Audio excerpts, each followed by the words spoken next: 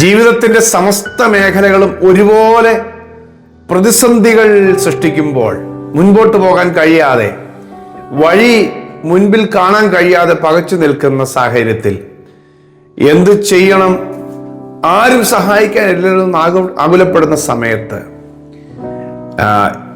അങ്ങനെ ഒരു സാഹചര്യത്തിൽ എവിടെയാണ് ആശ അല്ലെങ്കിൽ എവിടെയാണ് ആശ്രയം എന്ന് ചിന്തിക്കുന്ന സമയത്ത് എൻ്റെ ദൈവത്തിൽ ഞാൻ ആശ്രയിക്കും, എൻ്റെ ദൈവം എനിക്ക് വേണ്ടി ഇടപെടുമെന്ന് ആ പ്രതിസന്ധിയുടെ നടുവിൽ നിന്നുകൊണ്ട് തിരിച്ചറിവോടുകൂടി പറയുന്നവരുണ്ടെങ്കിൽ ഉറപ്പാണ് അവർ പ്രതിസന്ധികളെ അതിജീവിക്കാൻ പുറത്തു വരും.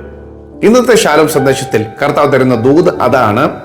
എല്ലാം പ്രതികൂലമാകട്ടെ, എല്ലാ വഴികളും ഒരുപോലെ അടയട്ടെ, വിശ്വാസമുള്ളവൻ, ഇതിലൊന്നും ആശ്രയിക്കാത്തവൻ പറയും എൻ്റെ ദൈവം എനിക്കുണ്ട്, അതുകൊണ്ട് എനിക്ക് എല്ലാം ഉണ്ട്. എല്ലാം പ്രതികൂലമാണെങ്കിലും എല്ലാം എനിക്കുണ്ട്. എല്ലാം വഴി അടഞ്ഞാലും വഴി തുറക്കാൻ കഴിയുന്നവൻ എന്നോട് കൂടെയുണ്ട്. ഹല്ലേലൂയ, ആമേൻ. ഹബക്കൂക്കിന്റെ പ്രവചനം 3-ാം അധ്യായം 17-18 വാക്യം ഒന്ന് ശ്രദ്ധിച്ചേ. അത്തിവൃക്ഷം തളിർക്കയില്ല, മുന്തിരിവള്ളിയിൽ അനുഭവം ഉണ്ടാകുകയില്ല, ഒലിവ് മരത്തിന്റെ പ്രയത്നം നിഷ്ഫലമായി പോകും, നിലങ്ങൾ ആഹാരം വിളയിക്കുകയില്ല, ആട്ടിൻകൂട്ടം തൊഴുത്തുകളിൽ നിന്ന് നശിച്ചു പോകും, ഗോശാലകളിൽ കന്നുകാലി ഉണ്ടായിരിക്കുകയില്ല. എങ്കിലും ഞാൻ യഹോവയിൽ ആനന്ദിക്കും, എൻ്റെ രക്ഷയുടെ ദൈവത്തിൽ ഘോഷിച്ചുല്ലസിക്കും. ഹല്ലേലൂയ. ഭൗമികമായി എനിക്ക് നന്മ ലഭിക്കേണ്ട, ഉയർച്ച ലഭിക്കേണ്ട, വരുമാനം ലഭിക്കേണ്ട സ്രോതസ്സുകളെല്ലാം ഒരുപോലെ അടഞ്ഞാൽ, എല്ലാ മേഖലയും ഒരുപോലെ അടഞ്ഞാലും ഞാൻ യഹോവയിൽ ആനന്ദിക്കും, എൻ്റെ രക്ഷയുടെ ദൈവത്തിൽ ഘോഷിച്ചുല്ലസിക്കും. ഹല്ലേലൂയ. അപ്പോൾ അത്തിവൃക്ഷത്തിൽ നിന്ന് ലഭിക്കേണ്ട ഫലവും, മുന്തിരിവള്ളിയിൽ നിന്ന് ലഭിക്കേണ്ട വരുമാനം, ഒലിവ് മരത്തിന്റെ പ്രയത്നം അല്ലെങ്കിൽ ഒലിവിന്റെ എണ്ണ നഷ്ടമായി ലഭിക്കുന്നില്ല, നിലങ്ങൾ ആഹാരം വിളയിക്കുന്നില്ല, കൃഷികളൊന്നുമില്ല, ആട്ടിൻകൂട്ടം നശിച്ചു പോകുന്നു പറഞ്ഞാൽ എനിക്ക് ആടുകളിൽ നിന്നുള്ള വരുമാനം അക്കാലത്തെ വലിയ വരുമാനമാണ്. ഗോശാലകൾ, കന്നുകാലി ഉണ്ടായിരിക്കുകയില്ല. അപ്പൊ ഇങ്ങനെ ഭൗമികമായ സകല മേഖലകളെ, പക്ഷേ അവിടെ ഞാൻ ദൈവത്തിൽ ആശ്രയിക്കുന്നത് കൊണ്ട് ദൈവത്തിൽ ഞാൻ ഘോഷിച്ചുല്ലസിക്കും. ഹല്ലേലൂയ. നിസാരം നമ്മുടെ നാട്ടില് ഇറാനും അമേരിക്കയും അല്ലെങ്കിൽ ഇസ്രായേലും തമ്മിലുള്ള പ്രശ്നം വന്നപ്പോൾ എല്ലാ ജനത്തെയും ബാധിച്ചു. നമ്മുടെ കേരളത്തിലുള്ള ജനം ഉൾപ്പെടെ, മലയാളികൾ ഉൾപ്പെടെ, ഇന്ത്യയിലെ എല്ലാ ലോകരാജ്യങ്ങളും മിക്കവാറും സ്ഥലങ്ങളിലെല്ലാം അത് ബാധിച്ചു, പ്രതിഫലിച്ചിട്ടുണ്ട്. ചെറുതായിട്ട് കൂടുതൽ ദിവസങ്ങൾ തുടർന്നാൽ കൂടുതൽ മേഖലയെ ബാധിക്കാൻ സാധ്യതയുണ്ട്. പ്രത്യേകിച്ച് ലോകത്തിലെ വിലക്കയറ്റം നിയന്ത്രിക്കുന്നതോ അല്ലെങ്കിൽ അങ്ങനെയുള്ള കാര്യങ്ങളെയൊക്കെ തീരുമാനിക്കുന്നത് ഓയിലുമായിട്ട് ബന്ധപ്പെട്ടാണ്, എണ്ണയുമായി ബന്ധപ്പെട്ട, പെട്രോളിയം ഉൽപ്പന്നങ്ങളുമായിട്ട് ബന്ധപ്പെട്ട. അപ്പൊ ആ മേഖലയിൽ തടസ്സങ്ങൾ സൃഷ്ടിക്കപ്പെടുമ്പോൾ വലിയ പ്രത്യാഘാതങ്ങൾ ഉണ്ടാകും. അപ്പോൾ എന്ത് ചെയ്യുമെന്ന് അറിയത്തില്ല. ഹല്ലേലൂയ. കർത്താവ് തരുന്ന ആലോചന, കർത്താവ് യഹോവയിൽ ഞാൻ ആനന്ദിക്കും, എൻ്റെ രക്ഷയുടെ ദൈവത്തിൽ ഞാൻ ഘോഷിച്ചുല്ലസിക്കും. ഇയ്യോബിന് 7,000 ആടുകളും 3,000 ഒട്ടകങ്ങളും അനവധി സമ്പത്തുകൾ, ഒരുപാട് ലാൻഡും 10 മക്കളും ഒരുപാട് ദാസിദാസന്മാരും ഒക്കെ, ഒത്തിരി സമ്പത്തുള്ള ഒരു മനുഷ്യനായിരുന്നു, ഒരുപാട് സമ്പത്തുള്ള മനുഷ്യൻ. എല്ലാ മേഖലയും ഒറ്റ ദിവസം തകർന്നു പോയി. ഒറ്റ ദിവസം പെട്ടെന്ന് ഒരു കാറ്റടിച്ച് കെട്ടിടം തകർന്ന് മക്കളെല്ലാം മരിച്ചുപോയി, മൃഗങ്ങളെല്ലാം അപഹരിക്കപ്പെട്ടുകൊണ്ട് പോയി, കുറെ എണ്ണം ചത്തുപോയി, എല്ലാ ആളുകളും പ്രതികൂലമായി മാറി. അങ്ങനെ ഒരു സംഭവം ജീവിതത്തിൽ കടന്നു വന്നൊരു മനുഷ്യനാണ് ബൈബിൾ വെളിപ്പെടുത്തുന്ന ഇയ്യോബ് എന്ന് പറഞ്ഞ മനുഷ്യൻ. എന്നിട്ടും അദ്ദേഹം പറഞ്ഞ വാക്ക്, യഹോവ തന്നു, യഹോവ എടുത്തു, യഹോവയുടെ നാമം വാഴ്ത്തപ്പെടട്ടെ. ആർക്കാണ് ദൈവത്തെ സ്തുതിക്കാൻ പറ്റുന്നത്? അങ്ങനെയുള്ള നഷ്ടങ്ങൾ വരുമ്പോൾ, എല്ലാം നഷ്ടമാകുമ്പോൾ ആർക്കാ സ്തുതിക്കാൻ പറ്റുന്നത്? ആർക്കെങ്കിലും സ്തുതിക്കാൻ പറ്റുമോ? സ്തുതിക്കാൻ പറ്റുന്നത് സാധാരണക്കാരായ ആൾക്ക് പറ്റിയല്ല. എൻ്റെ ദൈവം ദൈവം അറിയാതെ എനിക്കൊന്നും സംഭവിക്കുന്നില്ല, എൻ്റെ സമ്പത്ത് എൻ്റെ ദൈവമാണ്, എൻ്റെ ഓഹരി എൻ്റെ ദൈവമാണ്, യഹോവ എനിക്ക് അനുകൂലം, ഇന്ന് ചിന്തിക്കുന്ന ആളുകളുണ്ട്. അവർക്ക് സന്തോഷിക്കാൻ പറ്റുള്ളൂ. ഇന്ന് അങ്ങനെയാണ് കർത്താവ് പറയുന്നത്. നിങ്ങൾ സന്തോഷിക്കണമെങ്കിൽ കർത്താവ് സന്തോഷിച്ചോ. സകലതും നന്നാക്കാൻ പറ്റുന്നവൻ, നഷ്ടമായി തിരിച്ചു വരാൻ പറ്റുന്നവൻ. അബ്രഹാം ഒക്കെ അങ്ങനെയാണ് ദൈവത്തെ വിശ്വസിച്ചത്. മക്കളെക്കാൾ, ഭാര്യയേക്കാൾ, സമ്പത്തിനേക്കാൾ എല്ലാം ദൈവത്തെ വിശ്വസിച്ചു. എനിക്ക് അതിലും വലുത്. അതുകൊണ്ടാണ് ദൈവം അബ്രഹാമിനോട് പറയാണ്, ഉൽപ്പത്തി 15-ാം അധ്യായത്തിന്റെ 1-2 വാക്യങ്ങളിൽ, അബ്രഹാമേ, ഞാൻ നിന്റെ പരിചയം നിന്റെ അതിമഹത്തായ പ്രതിഫലവുമാണ്. ഞാനാണ് നിന്റെ മഹത്തായ പ്രതിഫലം, ഞാനാണ് പ്രതിഫലം. ഹല്ലേലൂയ. അങ്ങനെ ദൈവം പറയണമെങ്കിൽ, ഞാൻ നിന്റെ കൂടെ ഉണ്ട്, ഞാനാ നിന്റെ പ്രതിഫലം എന്ന് പറയണമെങ്കിൽ നമ്മൾ അതുപോലെ ദൈവത്തെ കാണുന്നവരാണ്. ഭൗമികതയേക്കാൾ അധികമായി ദൈവത്തെ വിശ്വസിക്കുന്നവരും, ദൈവം മതി, ദൈവം ഉണ്ടെങ്കിൽ എനിക്ക് മതി, ദൈവം ഇല്ലാതെ എനിക്ക് ഒന്നും വേണ്ട, ഇനി ഒന്നും എല്ലാം നഷ്ടമായാലും എനിക്ക് ദൈവം ഉണ്ടല്ലോ, അത് മതി, അതുണ്ടല്ലോ, അങ്ങനെ പറയാൻ പറ്റുന്നവര് അവർ ഭയങ്കര എന്താ പറയുന്നത്, ഭക്തരാണ്. അവർ ദൈവത്തിൽ ആശ്രയിക്കുന്നവരാണ്. ഹല്ലേലൂയ. അതുകൊണ്ട് എല്ലാം നഷ്ടമായാലും എല്ലാം പ്രതികൂലമായാലും, നിങ്ങൾക്ക് ഇന്ന് എല്ലാവരും പ്രതികൂലമായി നിൽക്കുകയാണെങ്കിൽ സ്വർഗത്തിലെ ദൈവം അനുകൂലമാണ്. അപ്പോസ്തലനായ പൗലോസ് പറയുന്നത് റോമലേഖനം 8:31 ഇത് സംബന്ധിച്ച് നാം എന്തു പറയേണ്ടു? ദൈവം നമുക്ക് അനുകൂലമെങ്കിൽ പ്രതികൂലം ആര്? ദൈവം അനുകൂലമാണെങ്കിൽ ആമേൻ, എനിക്ക് പ്രതികൂലം ഒന്നും വിഷയമല്ല. ദൈവം പ്രതികൂലമായി തീർന്നാലോ അനുകൂലമായി നിൽക്കുന്ന സകല കാര്യങ്ങളും തിരിയും, അതെല്ലാം പ്രതികൂലമായി മാറും. ഹല്ലേലൂയ.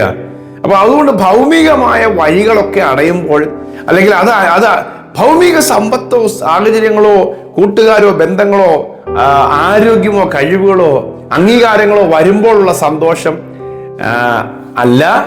യഥാർത്ഥ സന്തോഷം എന്ന് പറഞ്ഞാൽ എല്ലാം നഷ്ടമാകുമ്പോഴും ദൈവം കൂടെ ഉള്ളത് സന്തോഷമാണ്.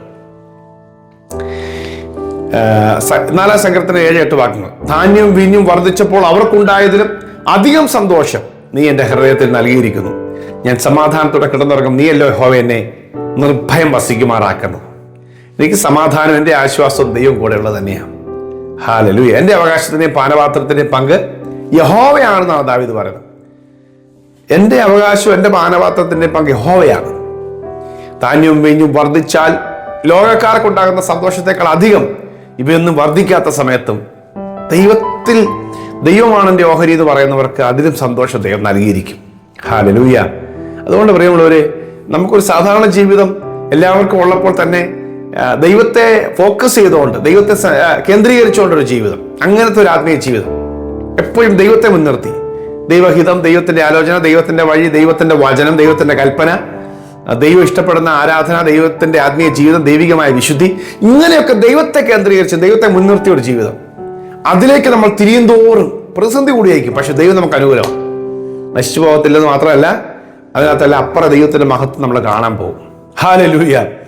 ആമേൻ. റോമലേഖനം 9:15-16 കൂടെ വായിക്കാം. എനിക്ക് കരുണ തോന്നണമെന്നുള്ളതിനോട് കരുണ തോന്നുകയും എനിക്ക് കനിവ് തോന്നണമെന്നുള്ളതിനോട് കനിവ് തോന്നുകയും ചെയ്യും എന്നവൻ മോശം അരുളി ചെയ്യുന്നു. അതുകൊണ്ട് ഇച്ഛിക്കുന്നവനാലല്ല ഓടുന്നവനാലുമല്ല കരുണ തോന്നുന്ന ദൈവത്താൽ അത്രേ സകലവും സാധിക്കുന്നത്. ഹല്ലേലൂയ. അതുകൊണ്ട് നിങ്ങൾക്കെല്ലാം പ്രതികൂലമായാലും നിങ്ങൾ ഭാരപ്പെടേണ്ട. കുറെ പേരൊക്കെ നമ്മളെ വിട്ടുപോയി, പിണങ്ങി, മാറിപ്പോയി.